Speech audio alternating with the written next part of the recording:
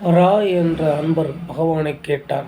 சுவாமி, நான் என்ற ஆணவத்தை எப்படி கொல்வது? அதற்கு ஏற்ற வழி என்ன? பகவானின் பதில்: மனதை அழிக்குமாறு மனதைக் கேட்க முடியாது. அப்படிச் செய்வது திருடனையே போலீஸ்காரராக்குவது போலாகும். அவன் உன்னுடன் வந்து திருடனை பிடித்துத் தருகின்றேன் என்று பாசாங்கு செய்வான். அதனால் ஒரு பயனும் இல்லை.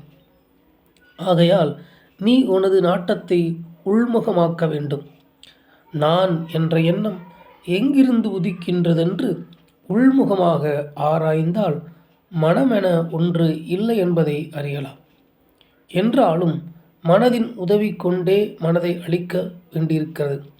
ஆனால் வெறுமனே மனம் என்றும் அதை நான் அழிப்பேனென்றும் சொல்வதெல்லாம் ஒரு பயனும் இல்லை.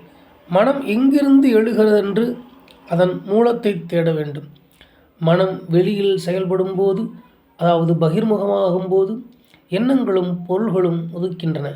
மனம் உள்முகமாகும்போது, அகமுகமாக அந்தர்முகமாக ஆகும்போது அதுவே ஆன்மஸ்வரூபமாக பிரகாசிக்கிறது. இப்படி உள்முகமான மனது அரூப மனசு என்றும் சுத்த மனசு என்றும் அழைக்கப்படுகிறது.